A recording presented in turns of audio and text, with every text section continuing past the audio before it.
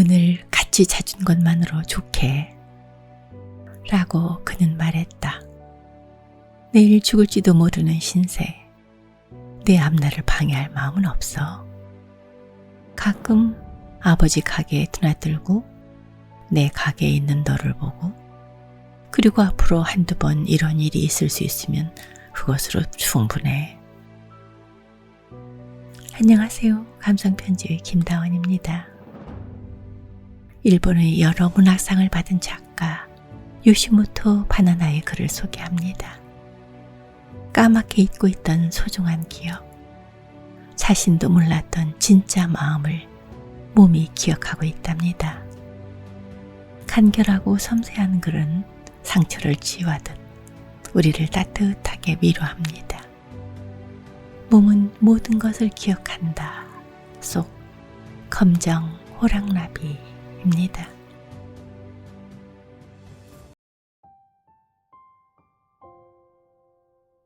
그날 나는 친구와 드라이브를 하면서 점심은 해변에서 도시락을 먹기로 했다. 차를 세워놓고 바다로 이어지는 오솔길을 하염없이 걸었다. 장맛비가 잠시 거친 아주 더운 날이었다. 겨드랑이와 등에서 땀이 배어나왔다. 짙푸른 하늘을 배경으로 내 앞에서 걷는 그녀의 등을 보자 어떤 기억이 떠오를 것 같았다. 그때 그녀가 말했다. 바다다. 그런데 생각보다 돌이 많아서 앉기는 힘들겠다. 나도 그녀를 쫓아가 그 해변을 보았다. 온통 회색, 아니 검정에 가까운 돌멩이가 깔려있고 그 너머에는 아무도 없는 바다가 멀리 뿌옇고 드넓게 펼쳐져 있고 풀돋는 울퉁불퉁한 돌들이 파도에 씻겨 내리고 있었다. 바다색은 파랗고 조그만 삼각파도가 들쭉날쭉 흔들리고 있었다. 어딘지 모르게 황량한 풍경이었다. 그러나 그 고요 속 어딘가에 의연한 기운이 있어 왠지 정신이 선명해졌다. 빈 깡통이 떨어져 있고 파도 사이사이로 서퍼들이 보이고 어린애들이 몰려다니는 평온한 해변이 아니었다. 더 딱딱하고 거친 광경이었다. 그래도 앉아보자. 사람도 없고 조용하잖아. 나는 말했다. 그녀도 딱히 불만은 없는지 고개를 끄덕이고는 돌멩이 속으로 걸어갔다. 나는 그녀를 뒤따랐다. 파도 소리가 철썩철썩 귀에 울렸다. 말없이 도시락을 먹다가 불현듯 떠올랐다. 나 여기 와본 적 있어. 뭐? 그걸 왜 지금에서야 아는데? 놀란 그녀가 물었다. 긴 머리칼에 얼굴이 가려 표정은 보이지 않았다. 친구는 돌멩이를 주워 던졌다. 던질 때마다 돌과 돌이 부딪히는 소리가 톡 하고 났다. 그녀는 애인과 헤어진 지 석 달. 일요일이면 따분하다면서 오늘은 피크닉을 제안했다. 하지만 애인의 자리를 내가 메워줄 수는 없었다. 내가 줄 수 있는 것은 침묵과 웃음뿐. 똑같은 경치를 찍은 사진이 있어. 그리고 곰곰 생각해보니까 여기 친가하고 별로 멀지 않아. 그러니? 그럼 왔을 수도 있겠다. 나 그때 아주 어렸거든. 내가 기억하는 제일 오래된 기억이 어쩌면 여긴지도 모르겠다. 사진의 이미지하고 섞여서. 인생의 첫 기억이라. 그래, 멀리까지 갔다가 다시 돌아왔네. 그녀는 웃었다. 우리 부모님은 지금 뉴질랜드에 살고 있다. 아빠 친구 부부가 이주한 곳에 놀러 갔다가 그곳이 마음에 쏙 든 두 사람은 각자의 퇴직금을 털어 조그만 집을 샀다. 나도 몇 번 놀러 갔었다. 두 사람에게 전혀 어울리지 않는 아름다운 경치와 서양식 생활에 당황했지만 두 사람이 즐거워 보여 그럼 됐지 뭐 하고 생각했다. 내가 중학생이었을 때 엄마에게 연하의 남자가 생겨 두 사람은 이혼의 위기를 맞을 뻔했다. 속속들이 기억하고 있다. 아빠와 엄마는 1층 방에서 꽤 오래도록 이야기를 나눴다. 말다툼하는 소리도 들렸다. 나는 어째서인가 그때 스카보로 페어란 노래에 빠져 이어폰을 끼고 큰 소리로 그 곡을 몇 번이나 듣고 있었다. 아래층에서 나는 소리가 들리지 않도록 귀를 꼭 누르고 파슬리, 세이지, 로즈메리, 타임이라고 주문을 외듯 머릿속으로도 노래를 불렀다. 새벽이었다. 내 방의 회색 카펫이 흑비었고 밝게 보였다. 창밖은 묘한 파란색, 하늘을 질러가는 새들의 모습을 보고 있었다. 복도 건너방에서는 언니가 자고 있었다. 몇 번인가 그래도 잠이 안 오면 언니 방에 가서 얘기나 할까 하고 생각했다. 서글펐다. 하지만 어쩌면 오기, 어쩌면 증오심 같은 것이 나를 꼼짝 못하게 했다. 그리고 나는 이불 속에서 얼어붙은 듯 음악만 계속해서 들었다. 지금도 그 곡을 들으면 그때의 파란 하늘이 생각난다. 지난번에 뉴질랜드 해변 레스토랑에서 아빠 엄마와 식사를 하고 있는데 그 곡이 왕왕 들려왔다. 나는 나도 모르게 울다가 웃다가 했다. 아빠와 엄마는 이상하다는 표정을 지었다. 세월의 힘과 음악의 힘이 순간적으로 내 안의 감정을 폭발시키는 것이다. 언니가 불쑥 유령처럼 창백한 얼굴로 방에 들어왔다. 그러나 사실은 창밖 새벽빛이 얼굴에 비쳤을 뿐이었다. 나는 이어폰을 빼고 언니를 보았다. 결국 이혼한대. 엄마가 집 나간대. 언니가 말했다. 엿들었어? 나는 말했다. 둘이서 침통하게 식탁 쳐다보고 있더라. 놀랍다. 그래, 놀랄 일이지. 이런 일이 있다니. 전도 꿈만 같다. 지금 생각하면 그때 우리 둘이 심각한 모습이 가장 재미있는 부분이다. 사춘기였던 우리는 아빠와 엄마가 남자와 여자로 돌아간 장면을 보고 그 부끄러움 때문에 더욱 심각한 척했던 것이리라. 새벽녘의 파랑을 배경으로 언니가 자기 방으로 돌아간 다음에도 나는 잠들지 못했다. 몇 번이나 음악을 들었고 충격으로 머릿속에서는 같은 말이 계속 맴돌았다. 헤어짐. 그리고 즐거웠던 추억들을 되새겼다. 아빠 엄마가 손을 잡고 해변을 걸었던 일, 그 후 가족끼리 나란히 앉아 불꽃놀이를 구경했던 일, 시원한 바닷바람 속에서 귀가 따끔거릴 만큼 큰 소리와 함께 거대한 꽃이 피는 것을 보면서 우주에 떠 있는 것 같다고 생각했던 일. 어린애들은 정말 편하다고 나는 기억 속의 자신을 부러워했다.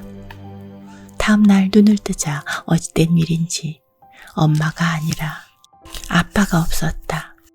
엄마는 오히려 쾌활했다. 만약 아빠가 돌아오면 우리 모두 같이 맞이하자.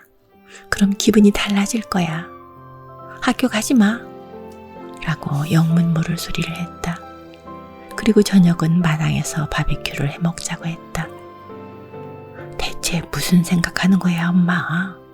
하고 언니가 말했지만 엄마는 잠시 눈을 붙인 후 고기와 야채와 숯을 사러 서둘러 차를 타고 나가버렸다.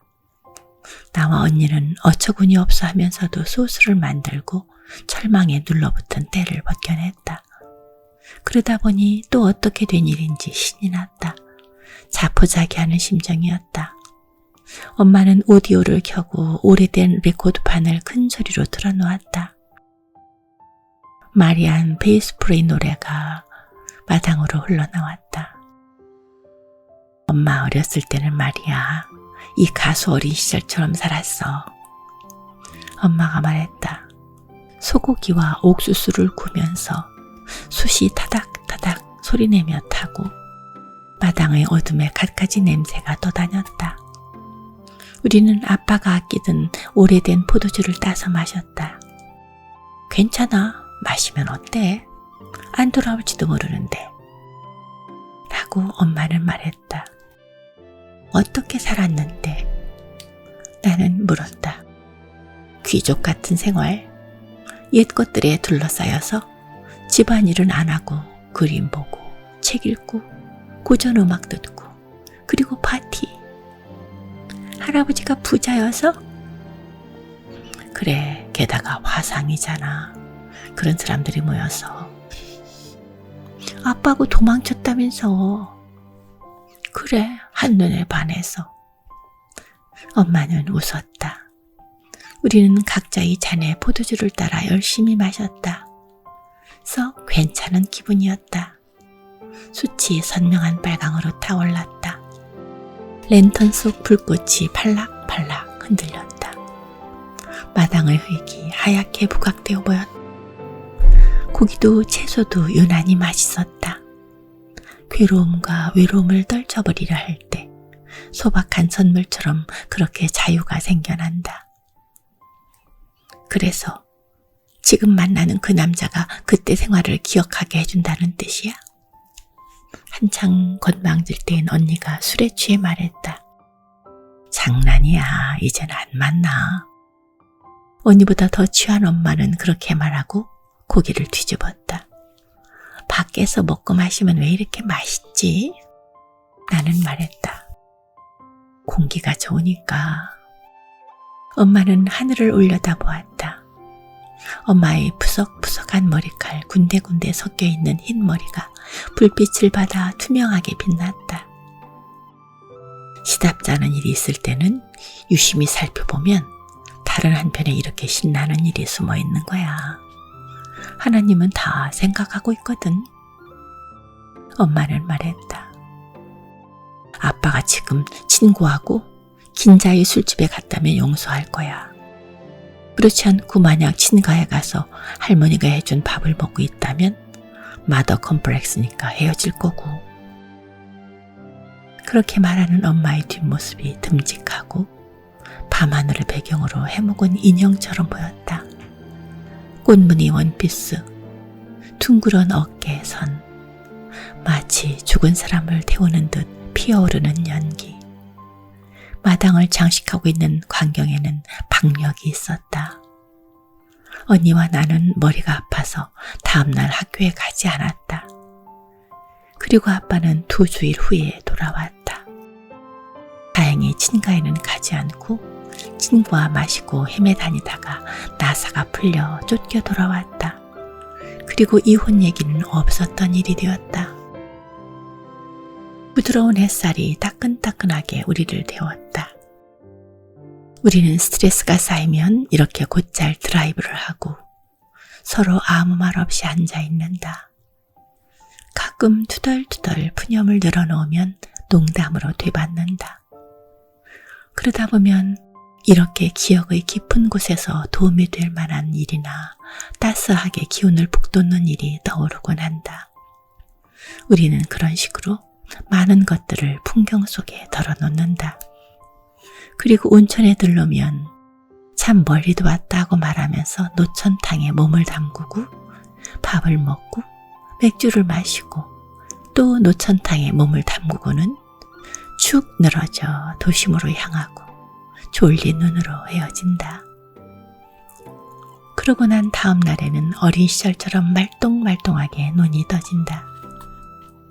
말하지 않아도 좋은 친구는 그리 많지 않다. 일단 억지로 얘기하기를 그만두면 몸이 오랜 세월에 길든 서로의 리듬을 마음대로 새겨준다. 그러면 대화는 느긋하고 매끄럽다. 기억이 점차 또렷하게 되살아났다.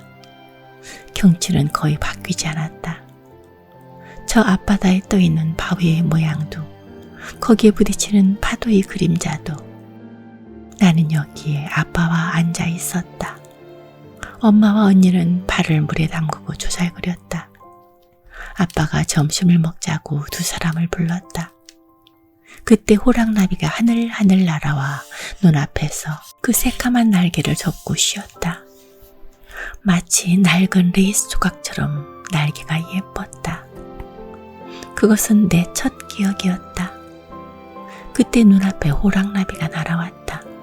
나는 정말 깜짝 놀라 내 눈을 의심했다. 친구는 호랑나비다. 아유 예뻐. 정말 예쁘다. 라면서 슬픔을 잊고 예쁘게 웃었다. 지금은 초췌하게 눈 밑에 기미까지 끼어있지만 언젠가는 새로운 사랑을 하고 다이어트다 뭐다 시끄러워지리라. 내가 전에 여기 왔었다는 것을 잊게 한 똑같은 힘이 그녀를 또 웃게 한다. 멈추지 않는 시간은 아쉬워하기 위해서가 아니라 아름다운 순간을 하염없이 품기 위해 흘러간다. 나는 작은 선물이라고 생각했다. 고맙습니다. 이렇게 아름다운 한 주일을 보내세요. 고맙습니다. 다음 주에 뵙겠습니다.